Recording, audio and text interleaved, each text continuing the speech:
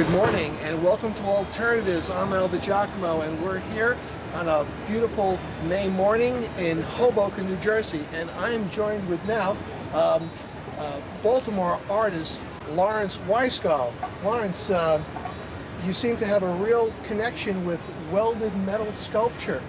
It's something I fell into a number of years ago and just took off by accident, purely. And you describe your creations as other cool stuff. And I see lots of cool stuff that you have here. To acquire your items here, do you get the idea and then go look for the items, or do you get the ideas as the items come to you?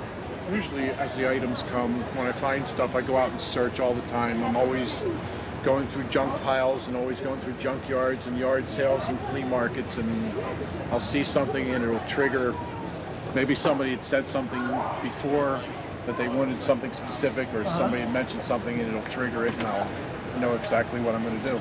Well, that's great.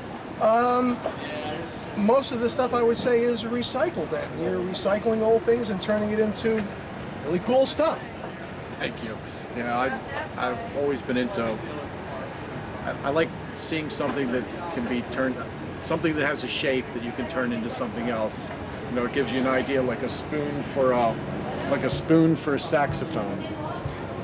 You know, Right. You wouldn't look at a soup ladle, but if you put it in this context, it becomes a saxophone. It sure does.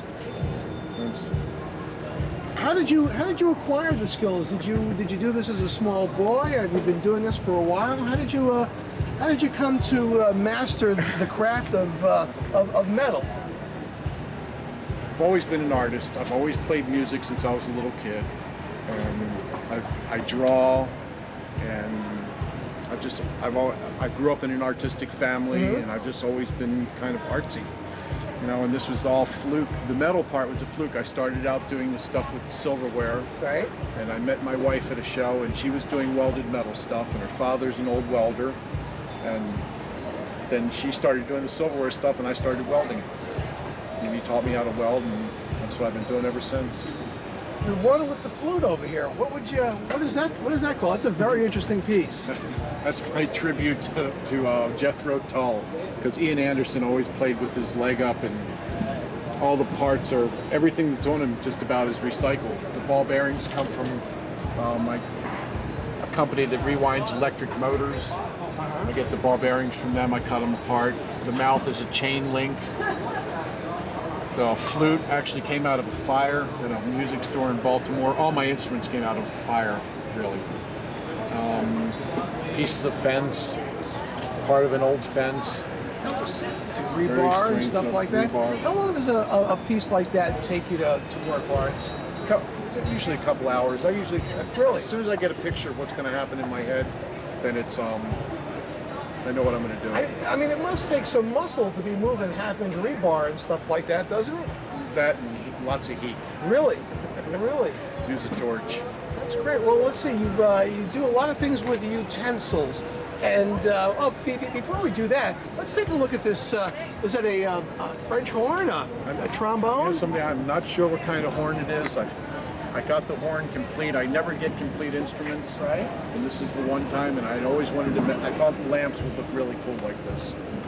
So the instrument was complete. I fixed it up so that it would, wiring and everything, and then I made my own. Now I've noticed shape. that you've also put this onto a pedestal that is common to what I've seen at the Hoboken Art and Music Festival with you, is your stools.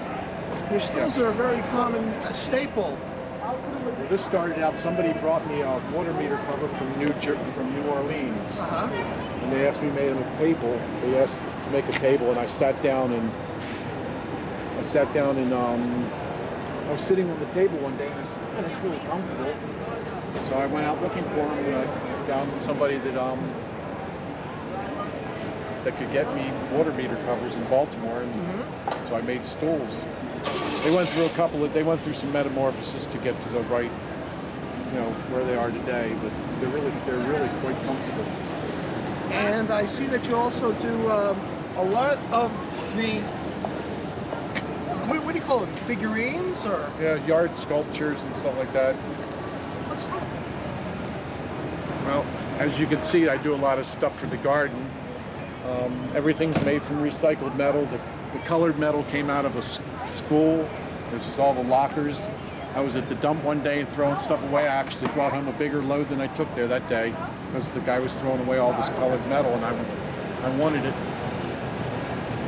Horseshoes, anything. Actually, anything metal can be recycled, yeah. and that's what I do. I love this. I love the flower here with the. Yeah, railroad spike. It's all. And the balance. The balance is very critical on these. I mean, putting a spike on something like that, it takes a nice little touch on that. These went through a lot of changes too. Actually, the flowers originally used to be the petals were spoons, and it just everything changes. What attracts the most attention to people in a festival environment like this, Lawrence? My wind chimes always attract a lot of attention because usually it doesn't take much to make them move, and they're noisy. The stools are really interesting because people don't want to. They look at them, they go, "Oh God, that's going to be really uncomfortable," and then they sit down on them, and they'll go, "Unbelievable how comfortable a piece of metal can be to sit on." And my furniture and stuff like that, I work on it. I have to sometimes got to make it 2 or 3 times, cut it apart and re-weld it until it's just, it's got to feel right. Can't be wrong. Everything looks wonderful here. You have some colored things for the garden, for the light. Some of these, what do you call the metal animals here? This is my metal version of a pelican. This guy, if a pelican was made out of metal, this would be him. A pelican or a duck. I'm doing dogs, and everybody knows that this is the perfect picture of a dog with the fire hydrant.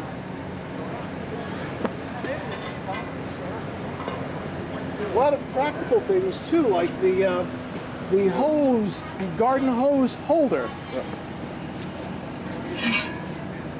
You can roll it up, put it away in the wintertime, or leave it out in the yard all the time. I think what really gets my imagination going, Lawrence, with some of your things, is the amount of ideas that are embedded inside your work. Like that was so common. It was so simple. I don't think many people would have thought of that. Are you working on one piece and another idea hits you, and you have several projects working at one time? All the time. I think I'm like the ADD poster child. I have to work on 5 or 6 different things at one time. I really do. I can't stay concentrating. I can do, like, when I'm doing stools, I can do 3 of them at a time, but I got to stop after that and move on. Because I know what I'm going to do, so that's already gone. And I'm already thinking of something else while I'm working on this. And I'll look at something, I'll say, oh, wow, I could turn that around a little bit, and it could be this, and it's really weird the way that works. Well, Lawrence, I want to thank you for showing us around and showing your artistic creations here. And we wish you a lot of luck.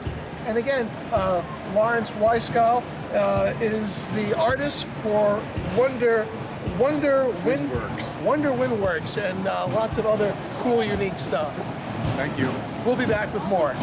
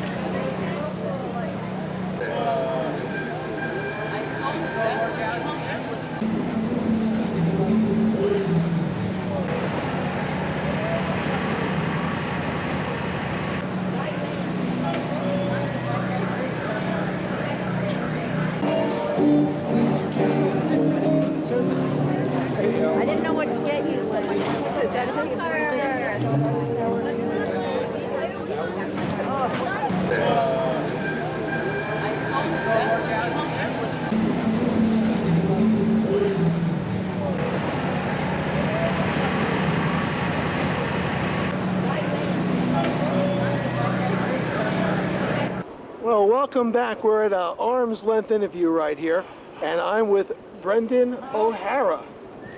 And Brendan has just played a set at the Rodeo Bistro, is that it? Rodeo Ristra Lounge. Okay. It's got 3 names.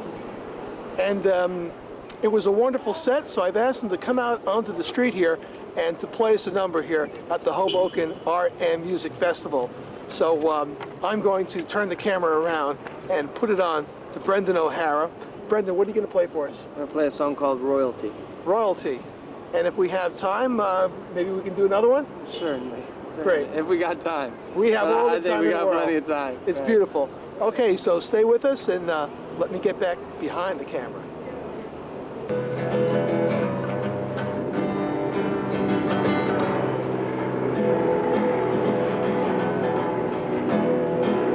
If you want true romance, you gotta pull the trigger.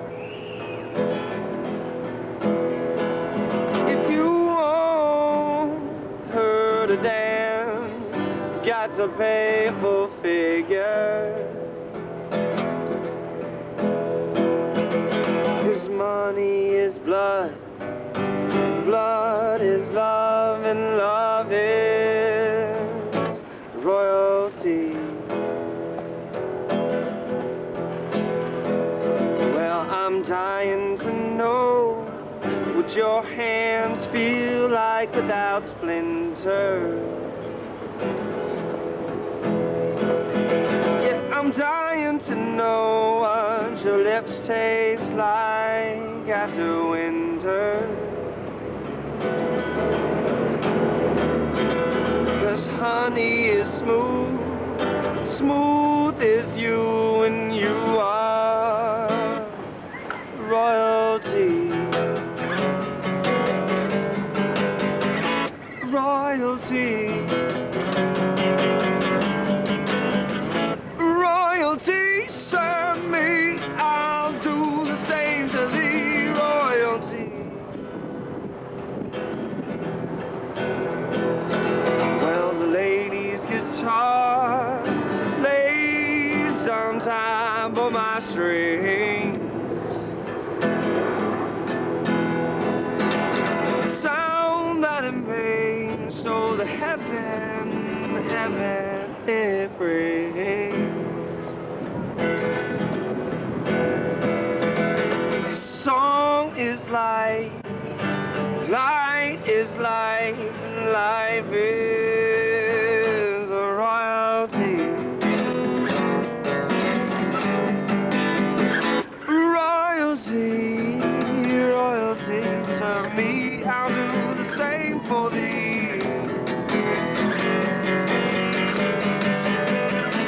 Well, midwinter angel smiles in the sun.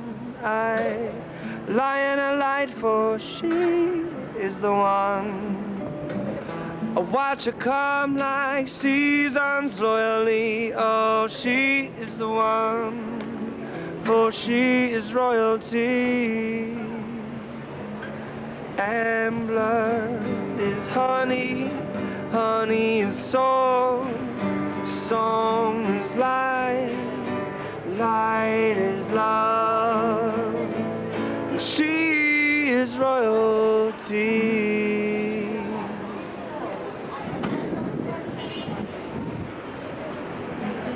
This one's New York Times made a mess. All right, good luck. Nice. You guys stick around and hear it? Things are happening all over the world, these people said. Things are happening all over the world, news never stops. Things are happening all over the world, these people said. Be afraid, be very afraid.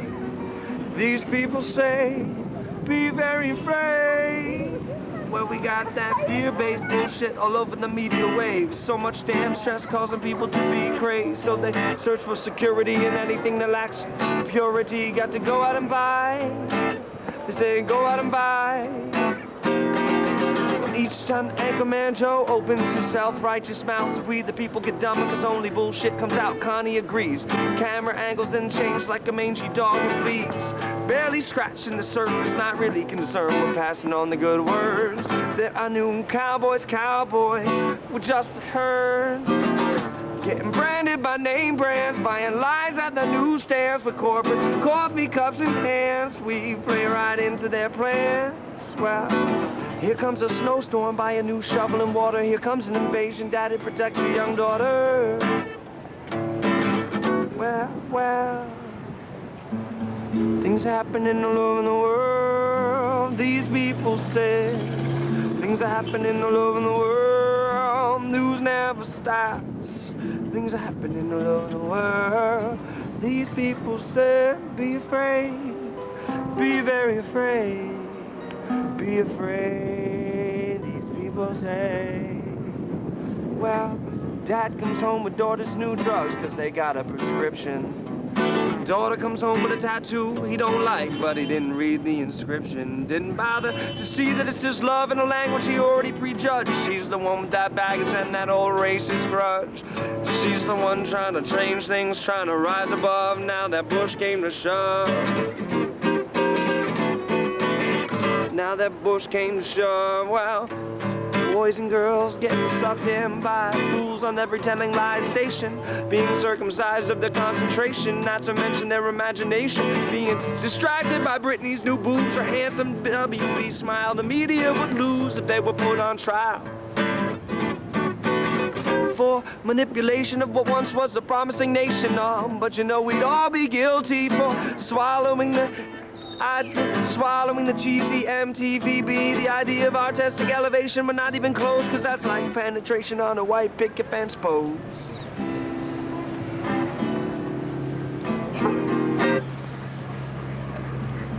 Things are happening all over the world, these people say. Things are happening all over the world, news never stops. Things are happening all over the world, these people say. These people say. So what do I do to make myself better? Am I wasting my time on this ink and this letter?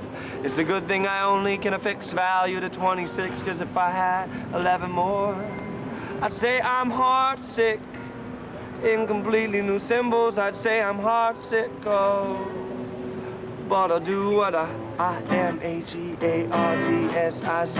Can't you see? I am H-E-R-T. I am H-E-A-R-T-S-I-C-K. Can't you see? I am H-E-A-R-T-S-I-C-K. Can't you see?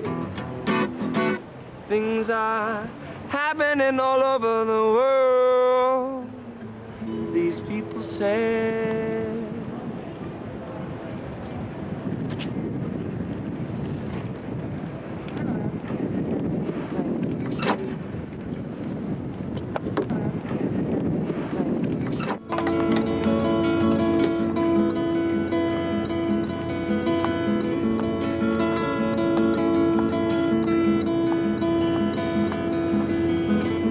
It's easy to tell when things go wrong, not so easy to tell when all is right.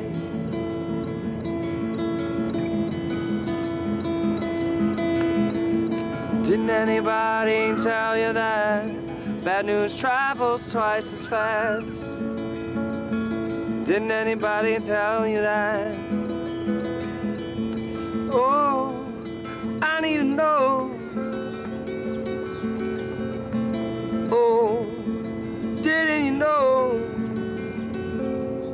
Well, how does it feel to capitalize? You're faking what's real, making up your capital lies. I'll tell you, A 6-year-old dies, got a 6-year-old's hand. 6-year-old holds a gun sold by Uncle Sam. He's the same man who gave Mom a job 80 miles, 80 miles, 80 miles from her son. The distance doesn't add up. The town wants to blame the boy, how he's been brought up. The country wants to blame the boy, how he's been brought up. Well, the world wants to blame, world wants to blame. How about the system that's corrupt?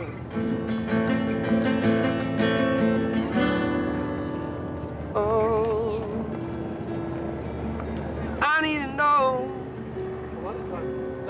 well, how does it feel to capitalize? You're faking what's real, making up your capitalize. I'm not worshiping your foolish idol. We're all human, and I'm sure that entitled. Each to reach, each to feel, each to decide what is real. Each to reach, each to feel, each to decide what is real. They're going to beg, borrow, and steal. They ain't going to beg, borrow, and steal. Tell me, well, how does it feel to capitalize? You're faking what's real, making up your capitalize. So how does it feel to capitalize?